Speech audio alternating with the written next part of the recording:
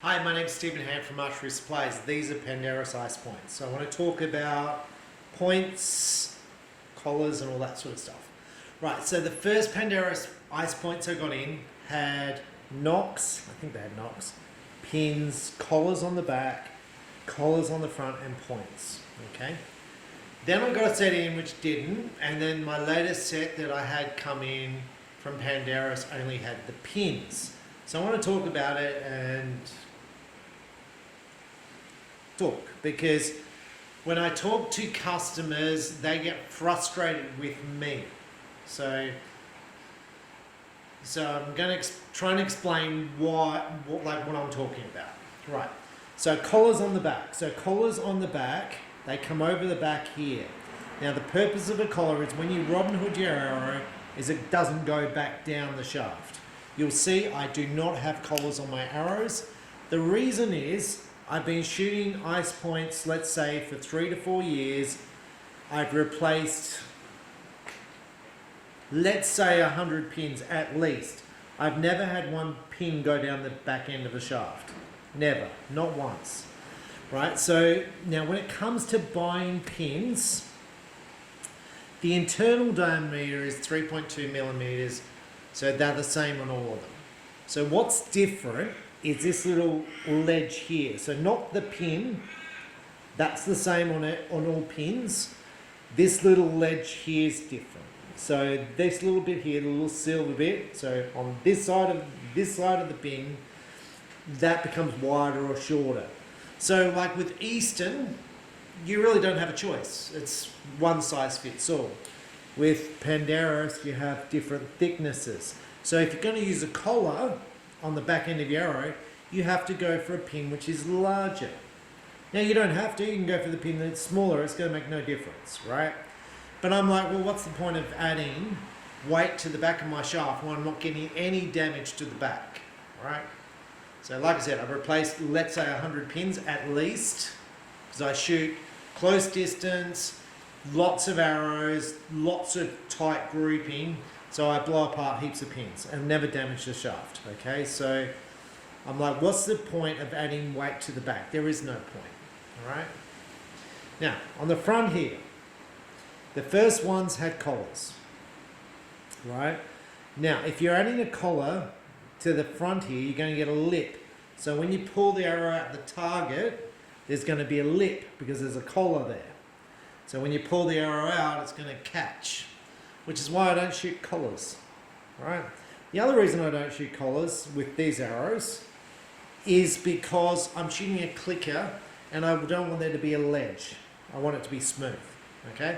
Now, if you're shooting compound, the reason you shoot a collar is if you hit something solid like a piece of wood, it stops the point going up the, well, hopefully it stops the point going up the shaft, okay? That's the idea of a collar, because you've got something over the edge and the point goes up. Now I have hit wood with these arrows without collars. It's all been good, no problem. So I don't shoot collars, because what you're doing by adding a collar, you're adding some weight, okay? So now if you don't use collars, you drop a size in the points, right? So when people go to me, when I say to a customer, which point do you want, they get frustrated with me. It's because I don't know which point you want. I don't know if you want the point for the size with collars or the size without collars, because I shoot without, so I've got it nice and smooth. Now, on this shaft, I'll try and zoom up nice and close to it. You'll see how there's literally no ridge here. So with Pandarus and with a 3.2 points, they literally make a point for every size shaft there is. So the internal's the same. So like Eastern, and these are an X10, basically an X10 internal size. The internal size is the same. What's varying is this distance here, okay? And it's literally a smidge. So with Eastern and other arrow point companies, with some you'd get a little ridge on the carbon and some you'd get a little ridge on the point, because they didn't make the points in all the different sizes. So if you're going to shoot ice points without a collar on the point, you drop one size on the points. So these are I'm going to guess are a 450. So I'm probably shooting 550 points. Okay, does that make sense? There is no point in my mind of having a collar on the front. No point. Now, originally when they had collars for the front and the back, the idea was it was for X10s. And they've got an aluminium and they've got the carbon. And basically when you did a Robin Hood, the pin would go down the middle of the middle of the aluminium, because the aluminium wasn't as strong as the carbon. But these are solid carbon and they're pretty good. So I wouldn't have a collar on here and I wouldn't have a collar on here. So it means I'm dropping a size there and I'm dropping a size here. Right, now you've got at least two sizes of point. You've got 100 grain and 120 grain, okay? And I'm going to say for the average punter, it makes no difference, okay? That's probably not what you're going to want to hear, but let's just talk about it. So changing the grain of the point will change the speed of the arrow. The lighter the point, the faster the arrow will fly. Adding more weight will also make the arrow flex more through the air. Okay, so it'll make the arrow slightly softer. Not much, but a little bit. Okay, so now the other theory is the heavier the point, so if you've got a very heavy point, it will be less affected by wind. However, it will fly slower to the target.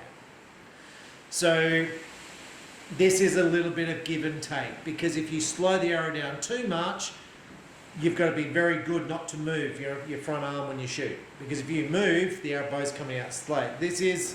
And when I say this is all minor stuff, it's stuff I can't tell the difference, and I've been shooting forever. I can't tell the difference. I say to people, I say to the manufacturers, what point weight should I be using? They're like, well, for the most forgiving arrow to shoot, the heavier the point weight, okay? But then it's slowing down. So let's say I want to shoot 90 meters, the arrow's arcing. So now I'm thinking, well, maybe I need lighter point weights, lighter arrows, because the arc's so much at 90.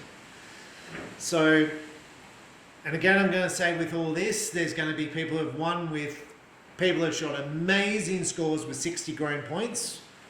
Hence the old Olympians, they used to have 70 grains on their points. They used to shoot amazing scores that today would still get you on the Australian team, and probably win you championships. But so when people talk about point weight, it's all minor, unless you're an elite archer. That's not the shirt. An elite archer, then you can say, well, at 100 grain versus 120 grain, I can see a difference in my points. How many points I score. I find it hard to see any difference in the points I score. I do. I try everything. The biggest factor is me. If I release different, if I change my body position, front, forward, change how fast it comes off my fingers, how much I'm moving, what I've eaten, that makes the biggest impact. So when people go, look, I've got 100 grains here, I really want 120. Now, my argument for everything. If you're light poundage, you're going to struggle shooting distance. Okay? If you're struggling shooting distance, lighter point weight. So if you've got 120 and you're struggling shooting the distance, 100 or even 80. Okay? Drop the point weight to enable you to shoot distance. If you're shooting a 60-pound compound, you can absolutely shoot 150 grain points. And then you can say, well, there's a difference between 150 and 80 grain points in the points I score. Now, of all the people I've ever tested and asked who are decent shooters, basically what they generally say is there's really no difference in the points between an 80 grain point and a 150 grain point if it's a good day. So if there's no wind, no difference in points, because it's just the arrow's going to go in the same spot. Now, if there's wind, so if it's windy and there's wind drift, people say that the heavier grain points will be less affected by the wind. but the arrow's going to travel slower. So just bear that in mind. So my summary is nothing makes a difference. It makes a difference. What makes the difference is you making the same shot. So if this arrow was shot through a robot, the robot would shoot the same arrow every time, would shoot the same, it would go in the same spot, okay? It's just what happens, it goes in the same spot. But because we are not robots, we're trying to repeat the same shot every time, we can't, the arrow will go in a different spot. So, summary, I don't have collars, front and back, so my point sizes are down one. I'm shooting 120 grain points. I'm shooting 51 pounds for a recurve. Now for me, I'm going to be shooting 90 meters. So I am thinking about dropping, when I say the weight of the arrows, I am thinking about dropping the weight of the arrows to try and pick up more speed. Because there's definitely something about speed, and you can shoot limbs to get more speed. But for when you got the big arc occurring, there's definitely something in my belief in that a lighter arrow is better. People are going to say heavier arrow is more stable. Yes, I understand all that, but the big arc, when you're struggling to hit the distance, I've set up so many kids with arrows over the years, and I always go light, and they shoot Australian records. Where when they shoot heavy, they struggle because there's so much drop off. Again, if you're shooting a 60-pound compound, there's no drop off that's dead flat. So, but if you're shooting a recurve or a lightweight compound, consider lighter arrows, lighter points. So, I hope that's answered all the questions, because when I say customers get annoyed with me, they get annoyed because they don't understand. Okay, they don't understand that when you've been sold 600, these are 500s, well, these are 450s, then I supply 550 points, they're like, you've supplied me the wrong points.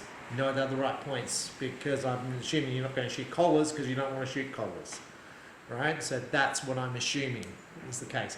Now, what I've done is I've now not included the points and the collars with the current arrows.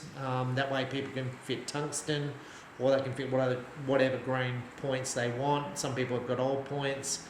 So I've just dropped the price to make that. But it's a bit of a pain because people complain. They were like, well, you sold me 100 grain, I wanted 120. I sold you 100 grain because I figured you were a 40-pound bow on a 40-pound bow. I figure it should be shooting the 100 grain. And if I'm wrong because you want 120, well, that's okay. It's just, I would still shoot the 100 grain. It's easy to put these in with hot melt, so you can take them out. Put these in with hot melt, not the knock, the pin. The pin, put it in with hot melt so it's easy to get out. That was too easy to get out, so obviously didn't put enough hot melt on there. As I do with all my videos, but hot melt on the pin. So a little bit, you can see there's hot melt there, but not enough, obviously. So hot melt on the pin, more hot melt on the points, and that way if you want to try different size points, you can. Now the other thing I'm going to say, with 100 grain points versus 120, the 100 grain points are slightly shorter, so that will affect your clicker size, your clicker position. So always have your clicker, if you're shooting recurve, in a position where you've got adjustment forward or back, right? Because you don't want to get to the nationals and you can't move your clicker forward because you're struggling to get in through the clicker, or you're moving it back. You've got to have adjustment, right? So anyway, I'll leave it there. Hopefully that's explained it. 100 grain points, 120. And I'm going to say, like, so all the training, the biggest impact on all archery gear is how much you shoot. The kids in this state who shoot 250 arrows a day can beat me because they shoot 250 arrows a day, and they might say, well, I've got better technique and all that, and without doubt, right? But it's the 250 arrows. If they went down to 30 arrows a day, 60 arrows a day, we're back on, right? So, and it's not poundage, because there's kids shooting 20 pounds who can shoot the same score, and they've got little light points, 80 grain points, little light arrows, and they can shoot the same scores, right? So It's all about practice.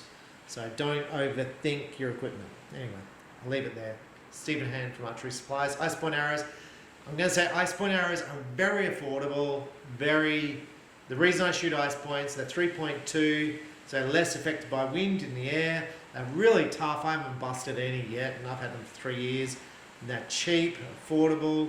I think I'm selling them for $180 a dozen. Crazy. And that comes with pins. They're good quality. I've shot good scores with them. So yeah, I struggle to tell the difference between these and X10s. Right, so I can't pick the difference in my scores, so I'll leave it there. Anyway, thanks for watching. Bye.